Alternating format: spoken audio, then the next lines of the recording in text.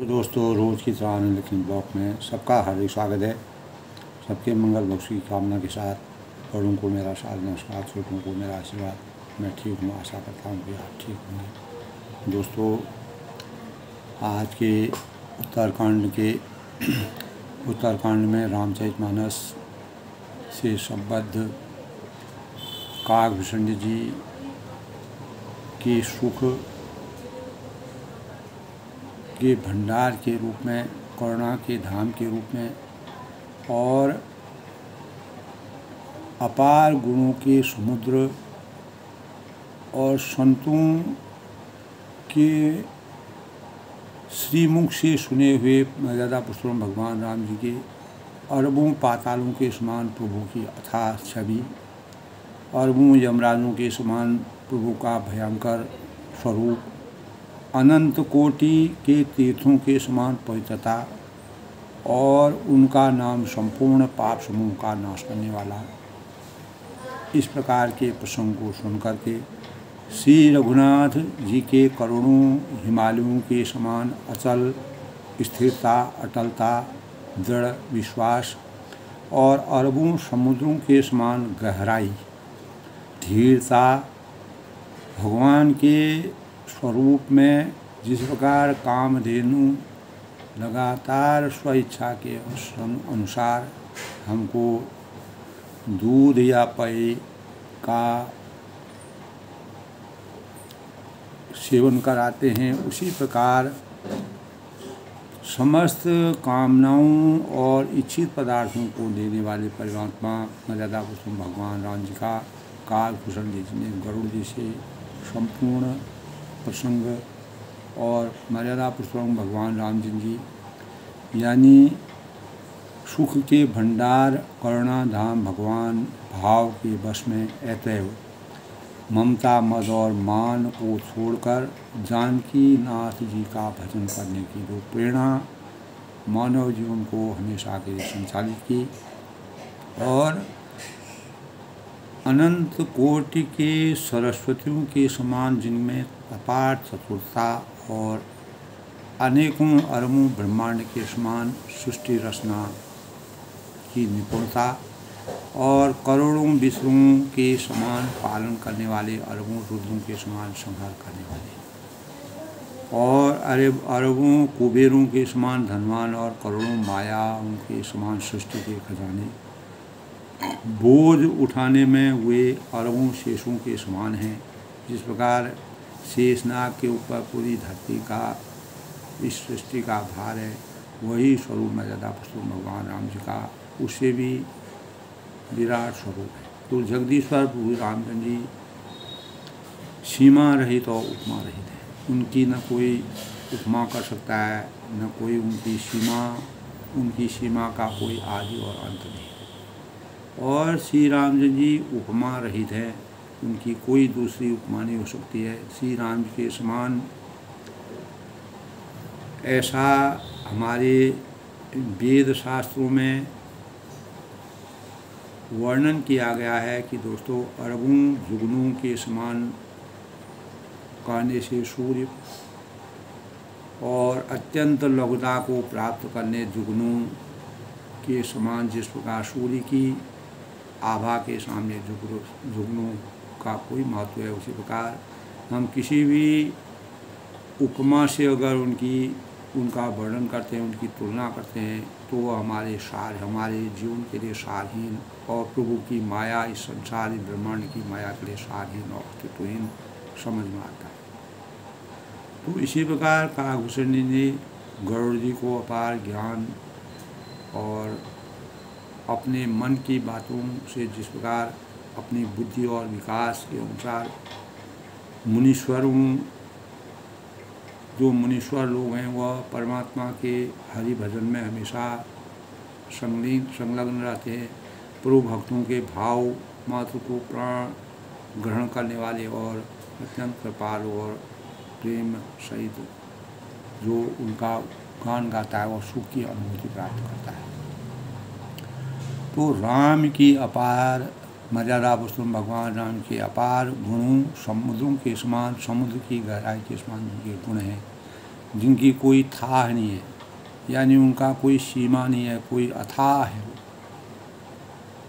इस प्रकार उनका फैलाव है, दिव्य फैलाव है कि अनेक संत भी इस संबंध में भ्रमित हैं। वह हजारों सालों तक, करोड़ों सालों तक परमात्मा का ध्यान करते रहे। तो इस प्रकार सुख के भंडार और करुणा के धाम, भाव के वश में ममता, मद और मान को छोड़कर मर्यादा पुरुषोत्तम भगवान राम का जिस प्रकार से काकभूषण जी ने गरुड़ जी को पूर्ण संवाद के विषय में बताया, तो कल के प्रसंग में दोस्तों काकभूषण जी ने गरुड़ जी को इस प्रकार के ज्ञान से संचित करने के भावों का समावेश किया और इन भावों से उनके आत्मा को तृप्ति और मोक्ष के रास्ते का द्वार खोल के उनकी बुद्धि और चिंतन को जगाने का प्रयास किया। तो दोस्तों आज इससे पहले दोस्तों आज के रामचरितमानस के प्रसंग से पहले आज के पंचांग की बात करते हैं। दोस्तों आज 23 सितंबर 2024 आश्विन मास की कृष्ण पक्ष की षष्ठी तिथि, पितृपक्ष की षष्ठी तिथि है दोस्तों। आज 1:50 तक, उसके बाद सप्तमी तिथि का शुभारंभ हो जाएगा। सोमवार का दिन है, भगवान शिव को समर्पित सोमवार का दिन चंद्र देव और भगवान शिव को समर्पित है। भगवान शिव की जटाओं में चंद्र देवों का वास है। सूर्य कन्या राशि में आज प्रवेश करेंगे। सर्वार्ध सिद्धि योग का संयोग है 3:09 तक। उसके बाद व्यातिपात योग, कर्ण वणिज 1:50 तक, फिर बिष्टि 1:09, बाद में बब। तो आज का दिन शुभ फलदायक माना गया है। आज के अगर शुभ मुहूर्त की बात करें तो अभिजीत मुहूर्त दोस्तों 11:55 से 12:43 तक। आज का अमृतकाल 7:29 से 7:01 तक और ब्रह्म मुहूर्त आज दोस्तों 4:43 से 5:31 तक। आज का राहु काल, जिसके अंतर्गत किसी प्रकार के शुभ कार्य को करना वर्जित माना गया है, 7:41 से 9:12 प्रातः। आज का सूर्योदय 6:19 पर होगा और सूर्यास्त जो है 6:18 पर होगा। इस प्रकार आज के शुभ पंचांग का संयोग है। और आज दोस्तों भगवान शिव सत्यम शिवम सुंदरम, शिव की पूजा अर्चना करने का, व्रत रखने का ध्यान रखेगा और शिवलिंग की पूजा करने का, अपने जीवन में अनेक प्रकार की शांति और मन की शांति के द्योतक शिव की आराधना करने का दिन। सोमवार के दिन से हम अनेक प्रकार के शुभ कार्यों की शुरुआत करते हैं, लेकिन पितृपक्षी होने की वजह से आज शुभ कार्य इस समय शुरू नहीं होंगे। जब नवरात्रियों का शुभारंभ होगा तब नए कार्यों की परिणति होगी। तो सोमवार की प्रवृत्ति दोस्तों प्रकृति सम होती है। भगवान शिव चंद्रदेव का दिन आज माना गया है। जीवन में सुख है, मानसिक शांति है, अच्छी सेहत के लिए सोमवार का उपवास रखना अनेक प्रकार के मनोवांछित फलों की प्राप्ति का द्योतक माना है। सोमवार का महत्व अनेक प्रकार के शनि दोषों से मुक्ति और चंद्र ग्रह हमारे मन और माता का दिन माना गया है। तो चंद्रमा जो खुद शिव जी की जटाओं में विद्यमान थे, दिव्यमान थे, इसीलिए सोमवार को भगवान शिव की पूजा की जाती है, शिवलिंग की आराधना की जाती है। इसीलिए शिव को सोमदेव भी कहते हैं। तो भगवान शिव सभी देवताओं में शिव सर्वाधिक कल्याणकारी, मंगलकारी और विध्वंसकारी देवता माने गए हैं। शिव के संबंध में शास्त्रों और वेदों में अनेक प्रकार के वृत्तांत बढ़ते हैं, वर्णन मिलते हैं। सृष्टि में ऐसा हमारे शास्त्रों का कहना है कि जब सृष्टि में कुछ नहीं था तब शिव ही थे और प्रलय के बाद भी शिव ही प्रकट हुए और शिव अनादि और अनंत है। सृष्टि का प्रारंभ शिवलिंग की स्थापना से होता है। इसलिए मर्यादा पुरुषोत्तम भगवान रामचंद्र जी ने रावण पर विजय प्राप्त करने के बाद रामेश्वरम में शिवलिंग की स्थापना की, जो आज भी मर्यादा पुरुषोत्तम भगवान राम के हाथों से वह शिवलिंग की रचना हुई। आज भी अनेक साधक वहाँ जाकर पूजा पाठ और शिवलिंग पर जल अर्पित करते हैं और शांति का आभास करते हैं।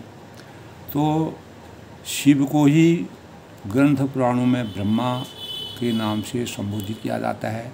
उपनिषदों में एक जगह लिखा हुआ है दोस्तों, तमी शरणां परम परमेश्वरं तं देवतानां परम च देवतां पतिं पतिनां परं परस्ताद चिदाम देवम भूमदे स्वमीड्यम। यानी सृष्टि में जब कुछ नहीं था अर्थात शून्य व्यापक था, उस समय ब्रह्मांड में केवल अंधकार था। तो शिव ही सूर्य की उत्पत्ति का और दिन रात की उत्पत्ति का मानक माने जाते हैं। शिव सृष्टि के ब्रह्म हैं और ब्रह्मा और विष्णु के साथ शिव का नाम कल्याणकारी माना गया है। लेकिन शिव इंद्र और देवताओं से वो उच्च देवता है। तो शिव महान है, उन्होंने मानव ही नहीं देवताओं की सुरक्षा के लिए विषपान किया था। नीलकंठ कहलाए। समुद्र मंथन के समय जब सुर और असुरों के बीच में भयंकर युद्ध हुआ तो शिव जी ने विषपान करके देवताओं की विपत्ति से मुक्त किया।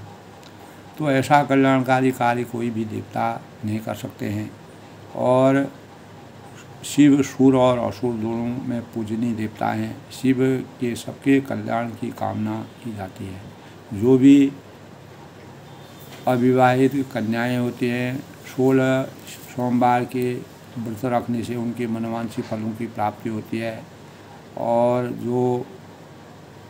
जो सौभाग्यशाली स्त्रियाँ होती हैं वह अपने पति की लंबे दीर्घ जीवन की कामना के लिए भगवान शिव की आराधना करते हैं। भगवान खुश होते हैं, मनोवांछित फलों की प्राप्ति करते हैं। ऐसा हमें अपने जीवन में दिखता भी है दोस्तों।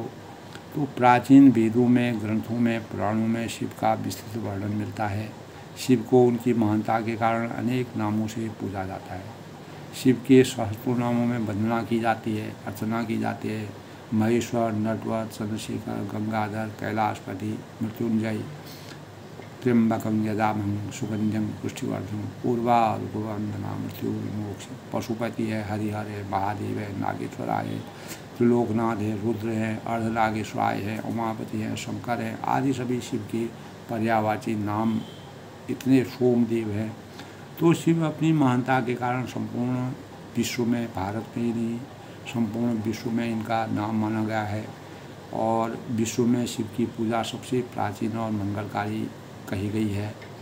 और शिव को सगुण और निर्गुण दोनों रूपों में पूजा जाता है और शिवलिंग की पूजा में सबसे ज़्यादा शिवलिंग में जल अर्पित करना, पंचामृत अर्पित करना और चंदन का लेप करना और बेलपत्र, फल, फूल, जल अर्पण करके भगवान शिव को मदार के फूलों से शिव की अर्चना करनी चाहिए।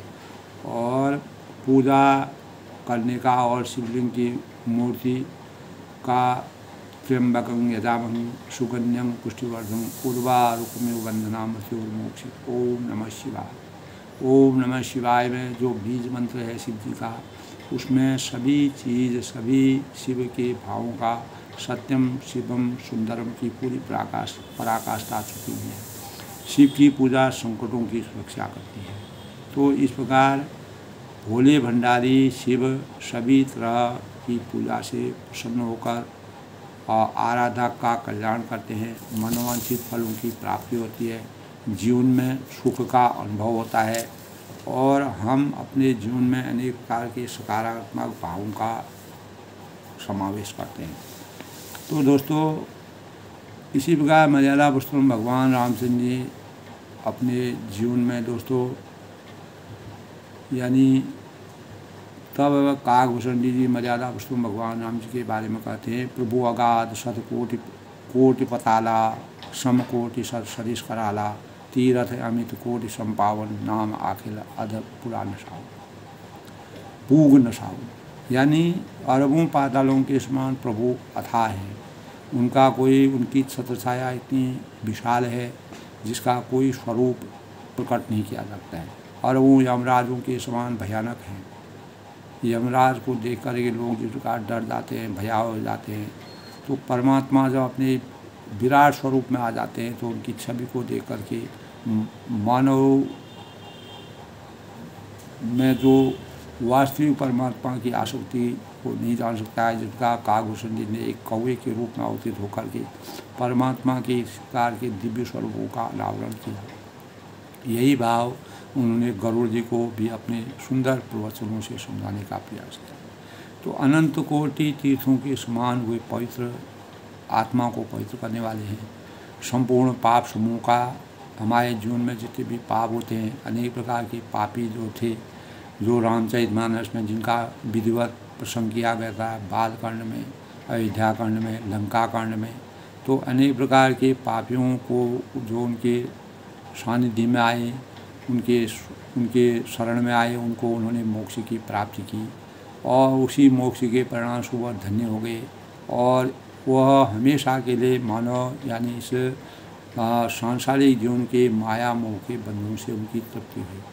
तो श्री रघुवीर करोड़ों हिमगिरी कोट अचल रघुवीरा सिंधु कोट सतसम गंभीरा कामधेनु शतकोटि प्रमाना सकल काम दायक भगवान। तो कल के प्रसंग में यही था दोस्तों कि श्री रघुवीर जी करोड़ों हिमालयों के समान, हिमालय पर्वत जो हमारे देश का और भारत ही नहीं दोस्तों, जो जिन क्षेत्रों में हमारा हिमालय लगा हुआ है वह हमेशा सबके लिए किरीट के समान है, एक पर्वत, और उसमें अनेक प्रकार की इस प्रकार की अभूतपूर्व चीज़ों का समावेश है। तो भगवान का जीवन, भगवान का शरीर, भगवान का स्वरूप इस हिमालय से भी ज़्यादा अटल है और समुद्रों के समान गहराई उनकी है। भगवान अरबों कामधेनु मनोवांछित फलों को देने वाले हैं, इच्छित पदार्थों को देने वाले हैं। शारद कोटि अमित चतुराई विधि शतकोटि पुष्टमित्राई विष्णु कोटि समपालन करता रुद्र कोटि सत संभवता। जहाँ एक और विष्णु के स्वरूप में अनंत कोटि सरस्वती के समान उनमें चतुराई है, अरबों ब्रह्मांडों के समान सृष्टि रचना की उनमें निपुणता है, करोड़ों विष्णु के समान वह पालन करता है और अरबों रुद्रों के समान वह संहार भी करते हैं। तो धनद कोटि सत समधनवाना माया कोटि प्रपंच निधाना भार धरन शतकोटि अहिसा निरवधि निरूपम प्रभु जगदीश। यानी वे अरबों कुबेरों के समान धनवान। कुबेर को भी भगवान देवताओं ने दोस्तों, शंकर जी ने कुबेर को, शिव जी ने कुबेर को लोकपाल बनाया और कुबेर धन के मानक माने जाते हैं, लेकिन मर्यादा वस्तुएं भगवान राम जी के सामने वो भी कोई मायने नहीं रखती हैं। और अनेक प्रकार के माया से इस सृष्टि में जिस प्रकार माया से सृष्टि को अपार मोह होता है, बोझ उठाने में अरबों शेषों के समान हुए हैं, उनके विराट स्वरूप में इस प्रकार का है, किसी प्रकार के बोझ से भी ओझल नहीं हो सकते। तो जगदीश्वर प्रभु श्री रामचंद्र जी सभी बातों में सीमा रहित और उपमा रहित है। किसी से भी उनकी सीमा की गणना नहीं कर सकते हैं, उनकी उपमा नहीं की जा सकती है। और निरूपम न उपमा आन राम समान राम निगम कहे जिमि कोटि सतखद्योत समर विकात लघुता है। और यही भांति निज निज मति विलास मनीष हरि बखाने ही प्रभु भाव गायक अति कृपालु समीप सुने माने। श्री राम जी की जो उपमा रहित, उनकी कोई दूसरी उपमा नहीं की जा सकती है। राम जी के समान का ऐसा हमारे वेद कहते हैं, हमारे पुराण कहते हैं, हमारे शास्त्र कहते हैं। और जुगनू जैसे जुगनू का सूर्य के सामने कोई भी अस्तित्व नहीं है, उसी प्रकार मर्यादा पुरुषोत्तम भगवान राम जी के आगे कोई भी किसी की भी तुलना नहीं की जा सकती। इस प्रकार अपनी अपनी बुद्धि के विकास के अनुसार मुनीश्वर श्री हरि का वर्णन करते हैं। ज्ञानी है, मुनि है, ऋषि है और प्रभु भक्तों को भाव मात्र ग्रहण करने वाले और अत्यंत कृपालु हुए इस वर्णन को प्रेम सहित सुनकर सुख की अनुभूति करते हैं। इस प्रकार सुख के भंडार करुणाधाम भगवान के बस में सब हो जाते हैं। ममता, मद और मान को छोड़कर सदा रहो श्री जानकी नाथ, जो जानकी के नाथ हैं यानी सीता मैया माँ के रूप में जिनको माना गया है, और उनका भजन करना सीखो। ये गरुड़ जी को उन्होंने अपने ज्ञान से संचित किया। तो प्रार्थना से दोस्तों हमारे जीवन में शांति का एहसास होता है। आज संसार को तेज़ रफ्तार से ज़िंदगी की भी रफ्तार तेज हो गई है, क्योंकि प्रतिस्पर्धा के युग में इतनी तेज कि व्यक्ति की मानसिक शांति ही कहीं खो गई है। तो इसी खोई हुई मानसिक शांति को पुनः प्राप्ति के लिए व्यक्ति व्यग्र रहता है, आतुर रहता है। शांति नहीं मिलती तो नशे की लत में डूब जाता है। कलयुग में इस प्रकार के प्रभाव हैं। काकभूषण ने जिस प्रकार से मर्यादा पुरुषोत्तम भगवान राम जी के जीवन का चरित्र किया, वर्णन किया, उससे भी नहीं मिलती है तो दया की गोलियों का सहारा लेना पड़ता है, पर वे सब प्रयास असफल होते हैं। तो मानसिक अशांति भयंकर रूप से सदैव बनी रहने पर विभिन्न शारीरिक व मानसिक बीमारियों की स्थिति बनी रह जाती है। तो दोस्तों चिड़चिड़ापन, बार बार का क्रोध, मारपीट और स्थितियों की प्रवृत्तियों में चक्रव्यूह की व्यक्ति बुरी तरह से जब फंस जाता है तो इसीलिए कहा है माया मद मोह से विरक्त होकर मर्यादा पुरुषोत्तम जानकी नाथ का भजन करो। यही काकभूषण ने गरुड़ जी को और मानव जीवन को सचेत करने का कार्य किया। यह अत्यंत सरल, सुलभ, अमूल्य और अमोघ, सर्वजन सुलभ और अकाट्य एवं सार्वकालिक करने योग्य उपाय है। तो प्रार्थना ईश्वर से यही प्रार्थना करनी चाहिए मर्यादा पुरुषोत्तम भगवान राम के सानिध्य में दान से। संसार में ऐसा कोई श्रोता नहीं है दोस्तों जो ईश्वर, कोई ऐसा सहृदय नहीं है जो ईश्वर, एकमात्र ईश्वर ही सब में सक्षम है।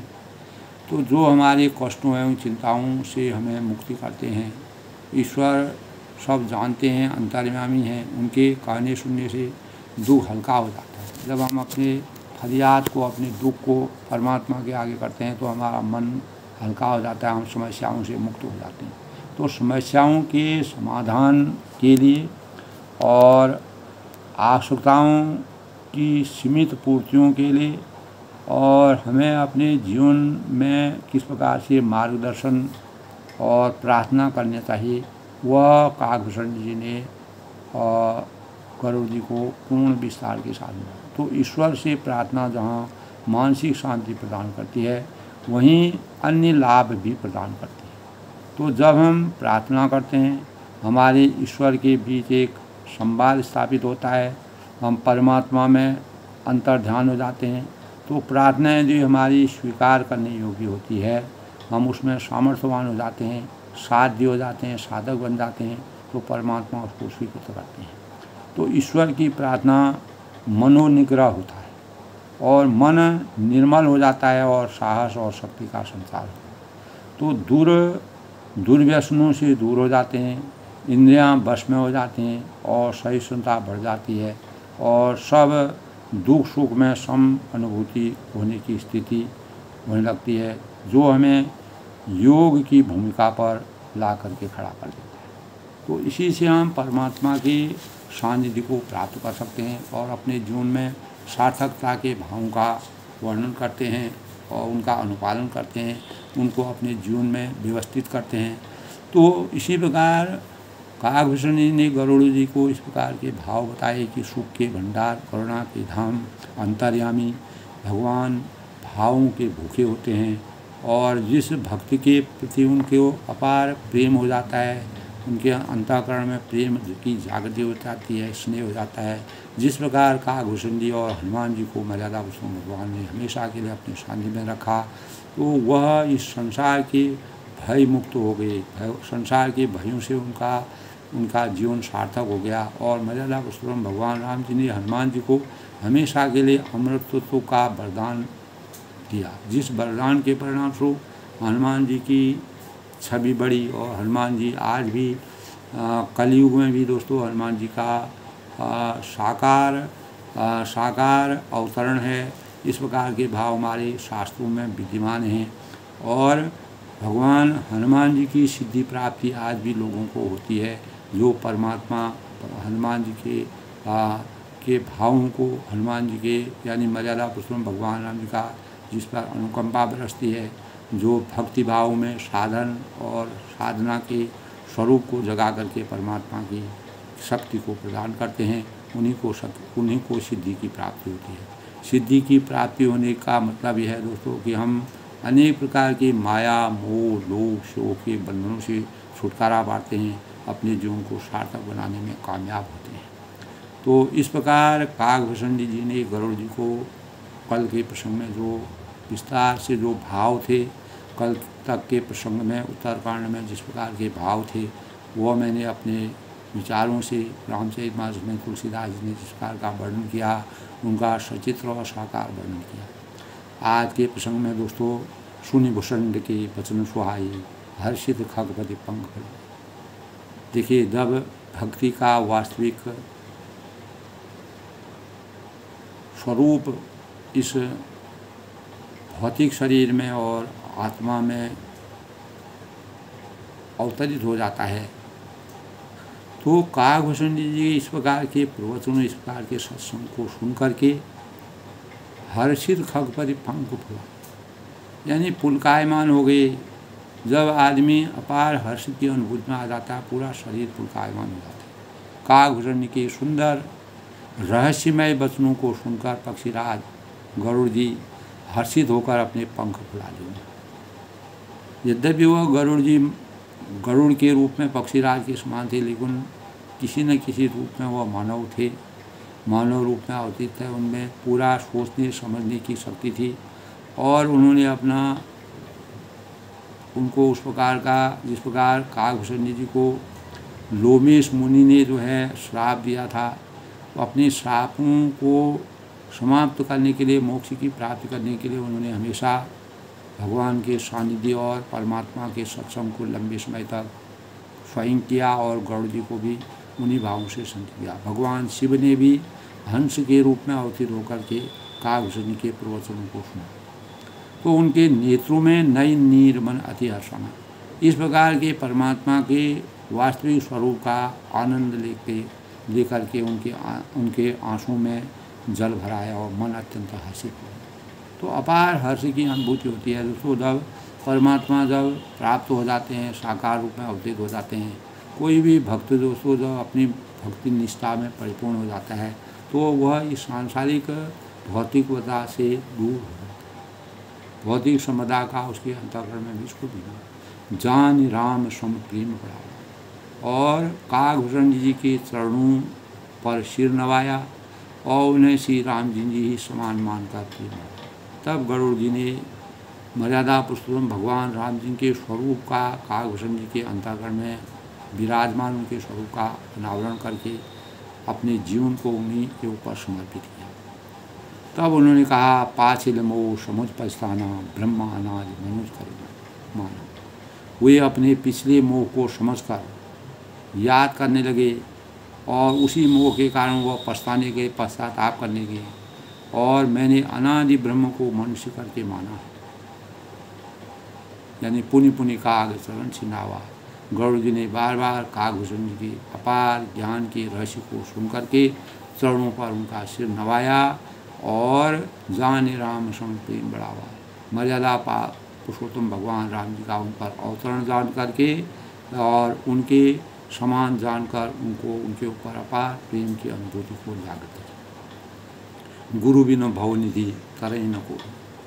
तो इस संसार में कहा है दोस्तों, गुरु ब्रह्मा गुरु विष्णु गुरुदेव महेश्वर, गुरु साक्षात परब्रह्म तस्मै। बिनु गुरु ज्ञान कहाँ ते पाऊँ, और गुरु के बिना कोई भवसागर से पार नहीं हो सकता, क्योंकि भवसागर से पार करने वाले हमको परम ब्रह्म परमेश्वर हैं। परम ब्रह्म परमेश्वर तक पहुंचाने का कार्य हमको गुरु करते हैं। तो गुरु के बिना कोई भवसागर से इस मोक्ष बंधनों से मोक्ष प्राप्त नहीं कर सकता। और जो बिरंच शंकर सम हुई, और अगर चाहे वह ब्रह्मा जी और शंकर जी के समान ही क्यों न हो, अगर ब्रह्मा और विष्णु महेश के समान भी वो हैं, तो गरुड़ जी ने कहा कि हितात संशय सर्प घुस्यो दाता, मुझे संदेह रूपी सर्प ने इस यानी डस लिया था। जब रस्सी को हम सांप समझने लगते हैं तो हमारा भ्रम रहता है, उस भ्रम का अगर हमारा नाश हो जाता है, हम वास्तविक सर्प को सर्प ही कहेंगे, रस्सी को रस्सी कहेंगे, तो हमें वास्तविक ज्ञान की प्राप्ति होती है। और सांप के डसने पर जैसे विष चढ़ने से लहरें आती हैं, तो वैसे ही बहुत सी कुतर्क रूपी दुख देने वाली लहरें गरुड़ जी के अंतःकरण में आई। वही उन्हीं लहरों का समापन जो है और काकभूषण जी के विचित्र सत्संग के सानिध्य से उनको प्रकट हुआ। तब स्वरूप गरुड़ रघुनायक, तब स्वरूप गरुड़ रघुनायक। तो आपके स्वरूप रूपी गरुड़ी यानी सांप का विष उतारने वाले, जो सांप का विष उतारते हैं, गरुड़ जो है सांप को भी खा जाते हैं, तो उनके अंदर इतनी शक्ति है। मोहि ध्यान जन सुखदायक, और भक्तों को सुख देने वाले श्री रघुनाथ जी ने मुझे जिला लिया, मुझे इस भवसागर से पार करने का रास्ता प्राप्त हो गया और मैं हमेशा के लिए धन्य हो गया।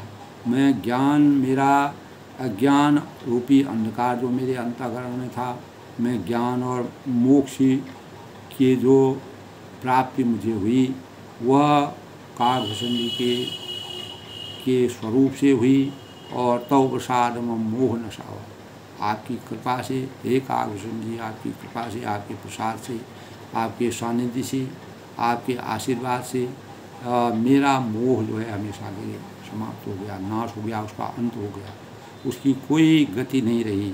और राम रहस्य अनुपम जानो, मर्यादा पुरुषोत्तम भगवान रामचंद्र जी के इस प्रकार के अनुपम और विशाल विराट अथाह गंभीर और कामधेनु के समान और करोड़ों विष्णु के समान और करोड़ों कुबेरों के समान और करोड़ों सूरज के समान, करोड़ों यानी करोड़ों सूरज के समान और करोड़ों कुबेरों के समान, करोड़ों विष्णु के समान जिनका स्वरूप है, उनकी वास्तविकता का मुझे ज्ञान हो गया। यह परमात्मा के ज्ञान की आसक्ति मुझे काकभूषण जी के सामने से प्राप्त हुई। तब आपकी कृपा से मेरा मोह हमेशा के लिए, और मैंने श्री राम जी का अनुनय, जो उनका वास्तविक रहस्य है, अनुपम रहस्य है, उसका ज्ञान मुझे हुआ। मेरा मस्त और परमात्मा की जागृति से ही ज्ञान की प्राप्ति का आशीर्वाद मैंने प्राप्त किया।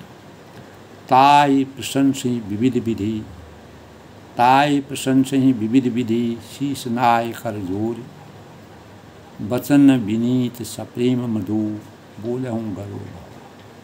तब उनकी काकभूषण जी की, जो उनके गुरु बन गए हैं, बहुत प्रकार से प्रशंसा करके विस्तार से जो मर्यादा पुरुषोत्तम भगवान के विराट स्वरूप का वर्णन किया, तो शीश नाय कर जोर, सिर नवाकर दोनों हाथ जोड़ करके फिर गरुड़ जी प्रेम पूर्वक विनम्र वचन विनीत सप्रेम मधु, बोले गरुड़ बहु।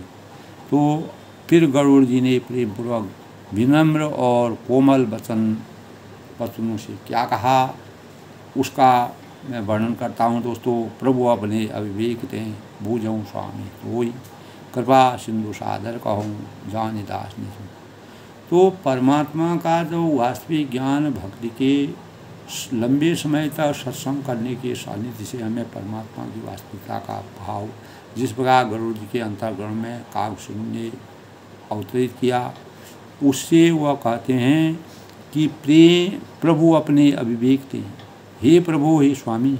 काकभूषण जी कहते हैं मैं अपने अविवेक के कारण आपसे पूछता हूँ। क्या पूछता हूँ? बूझऊँ स्वामी तो, क्या पूछते हैं गरुड़ जी? कृपा सिंधु साधर कहूँ, हे कृपा के समुद्र, मुझे अपना निज दास जानकर, अपना निज, अपना स्वयं का सेवक जानकर, जान दास निज मोय, जानकर आदरपूर्वक विचार कर मेरे प्रश्न का उत्तर कहिए। अब प्रश्न उनका क्या है? तुम सर्वज्ञ तज्ञ तम पारा, सुमति सुशील सरल आचार, सरल आचारा, यानी आप सबको जानने वाले हैं और तत्व के ज्ञाता हैं, तत्व ज्ञाता है, यानी गूढ़ता के रहस्य को जानने वाले हैं। सुमति सुशील सरल आचार, और अंधकार माया से परे उत्तम बुद्धि युक्त सुशील सरल आचरण वाले हैं। ज्ञान विरति विज्ञान निवासा, और ज्ञान वैराग्य और विज्ञान के अपार धाम हैं, घर हैं, भंडार हैं, उसके अपार स्वरूप हैं। तो रघुनायक के तुम प्रिय दासा, और श्री रघुनाथ के तुम प्रिय दास हो। तब उन्होंने अपनी वाणी से कहा कि आपके स्वरूप में इतना बड़ा स्वरूप आपका है, कारण कौन देह अपाय। तब वह कहते हैं कि आपने किस कारण कौवे के शरीर को पाया, कौन सा ऐसा कारण था जिससे कि आपने कौवे को शरीर को पाया। ये गरुड़ जी ने कालभूषण से कहा। तात सकल मुझे कहूँ बुझाई, यानी हे तात, यह समझाकर मुझे पूरा वर्णन कहिए, पूरा विस्तार से कहिए। हे रामचरित सर सुंदर स्वामी, हे स्वामी, हे आकाशगामी, यह सुंदर रामचरित आपने कहाँ पाया सो कहिए। और एक तरफ से वह कहते हैं कि आपने कौवे का, आपने यह काक शरीर किस कारण से पाया, क्या ऐसा कारण था जिसे आपने काक के स्वरूप को रख करके मर्यादा पुरुषोत्तम भगवान राम जी के अपार रहस्य का वृत्तांत आपको प्राप्त हुआ, कैसे आप उनके सानिध्य में गए और रामचरित को आपने कैसे प्राप्त किया, इसका पूरा विस्तार से मुझे कहिए। नाथ सुना में अशिव पाही, महाप्रलय नाश तब नहीं। हे नाथ, मैंने शिवजी से ऐसा सुना है, शिवजी ने इस प्रकार का प्रसंग कहा कि महाप्रलय नाश तब नहीं, महाप्रलय में भी आपका नाश नहीं होता है। जब पूर्ण धरती पूरा यह सृष्टि जो है पलट जाती है, तब भी आपका स्वरूप, आपका अस्तित्व हमेशा बना रहता है। और मुधा वचन नहीं ईश्वर का ही, और ईश्वर शिवजी कभी मिथ्या वचन नहीं कहते हैं, वो झूठ नहीं बोलते हैं, गलत नहीं बोलते हैं। इस संसार में उनका वह यानी अनंत हैं और देवों के देव हैं और निरंकारी हैं, और वह भी सो मोरे मन संशय आई, यह भी मेरे मन में संदेह है। अनेकों प्रकार के संदेह गरुड़ जी के अंतःकरण में, यानी जब तक मानव जीवन में दोस्तों कोई भी पशु हो, पक्षी हो, जब वह पशु रूप में अवतीत होते हैं, पक्षी रूप में अवतीत होते हैं, तो मानव लीला को दिखाने के लिए वह अपने पूरे ज्ञान को संतप्त करते हैं, ज्ञान की समीक्षा करते हैं। तो हे नाथ, मैंने शिव जी से ऐसा सुना है कि प्रलय काल में भी आपका नाश नहीं होता है, और आप ईश्वर शिव जी से कभी मिथ्या वचन नहीं सुनते हैं, और वह भी मेरे मन में संदेह है। अग जग जीवन नाग नर देवा, यानी आपने कौवे के शरीर को, काक शरीर को किस प्रकार किस कारण से पाया, और यह समझाकर मुझसे कहिए। और आकाशगामी यह सुंदर रामचरित आपने कहाँ से पाया, उसका पूरा वर्णन करिए। अग जग जीव नाग कर देवा, ना सकल जग काल करेगा, यानी हे नाथ, नाग है, जीव नाग नर देवा, नाग है, मनुष्य है, देवता है, चर है, अचर है, जो भी जीव है, नाथ सकल जग काल कलेवा, और जीव और यह सारा जगत काल का कलेवा है। अंड कराह अमित लयकारी, असंख्य ब्रह्मांडों का नाश करने वाला काल सदा बड़ा ही अनिवार्य है। तो इसका हे नाथ, नाग मनुष्य देवता और चर जीव सदा यह सारा जगत काल का कलेवा है, यानी काल के वश में इनको जाना ही है।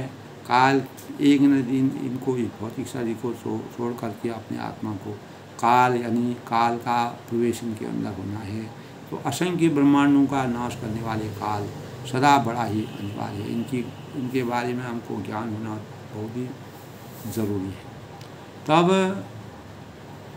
तब दोस्तों अति कराल कारण कवनो तुम्हें न व्यापत काल, ज्ञान प्रभाव की जोग बलो मोहि सो करो। अब गरुड़ जी ने कागभूषण जी से कहा कि अत्यंत भयंकर काल आपको मिला, यानी सांसारिक जीवन में माया मोह के बंधनों में जो बस झगड़ा हुआ है, इस जाल में फंसा हुआ है, उस जाल से आप ही यानी सारे मानवों का कभी भी छुटकारा नहीं मिलता है, लेकिन आपको पूर्ण छुटकारा मिला है। इसका क्या कारण है? आप पर इसका कोई प्रभाव नहीं होता है। तो मोहि सो कहो कपाल ज्ञान प्रभाव की जोग बल, ज्ञान प्रभाव की जोग बलो मोहि सो कहो कपाल, यानी इसका कारण क्या है? हे कृपालु मुझे कहिए। यह ज्ञान का प्रभाव है, योग का बल है। वास्तविक ज्ञान का प्रभाव है या योग का बल है? इसके बारे में गरुड़ जी ने पूर्ण विस्तार के साथ कागभूषण जी पूछा। हे प्रभु, प्रभु तव आश्रम आए मोर मोह भ्रम भाग। हे कागभूषण जी, मैं आपको परमात्मा परम परमेश्वर मर्यादा पुरुषोत्तम भगवान राम के स्वरूप के रूप में आपके चरणों में अपना सानिध्य प्राप्त करता हूँ। आपके चरणों में मैं हमेशा नमन करता हूँ। और हे प्रभु, आपके आश्रम में आते ही मेरा मोह और भ्रम हमेशा के लिए समाप्त हो गया। प्रभु तव आश्रम आए मोर मोह भ्रम भाग, मेरा सारा मोह जो है वह हमेशा के लिए समाप्त हो गया। और कारण कवन सो नाथ स्वभाव कहूँ सहित अनुराग, इसका क्या कारण है कि हे नाथ यह सब प्रेम सहित कहिए। यानी कैसे आपने कौवे के रूप में अवतरण लिया और मर्यादा पुरुषोत्तम भगवान राम का कैसे आपको इतना बड़ा सानिध्य प्राप्त हुआ, और आपके आश्रम में आते ही मेरा मोह कैसे समाप्त हुआ, मेरा भ्रम कैसे भागा, और इसका क्या कारण है कि हे नाथ सब कुछ प्रेम सहित कहिए। तो इस प्रकार के वचनों को, गरुड़ जी के वचनों का वह जवाब मांगते हैं, उत्तर मांगते हैं कि मुझको इस बात का संशय है कि आप इतने भक्त हैं, परमात्मा के स्वरूप में हैं, परमात्मा का आपका पूरा सानिध्य है, इस संसार के माया मोह के बंधन से आप विरत हैं, किसी प्रकार का मोह आपके अंदर नहीं है, आपको अपार ब्रह्म ज्ञान की प्राप्ति है। तो आप कौवे के रूप में क्यों अवतरित हुए, और कौवे के रूप में अवतरित होकर के आपने इस महान ज्ञान को, इस अपार ज्ञान को, इस विराट ज्ञान को कैसे प्राप्त किया। आपके आश्रम में आते ही मेरे अंतःकरण में जो भ्रम था, जो मोह था, वो हमेशा के लिए समाप्त हो गया। इसका क्या रहस्य है, इसका क्या कारण है कि हे नाथ यह सब कुछ प्रेम सहित कहिए। आदर के साथ, प्रेम के साथ मैं आपके श्रीमुख से इसका उत्तर चाहता हूँ, ताकि मेरा जीवन धन्य हो और मैं भी परमात्मा के भक्ति में, स्वरूप में, उनके चरणों में हमेशा नित्य भक्ति का आशीर्वचन प्राप्त हो, अपने जीवन को सार्थक हो। सबके मंगल भोज की कामना के साथ दोस्तों आज रामचरितमानस के प्रसंग में सबकी मंगल कामना की कामना।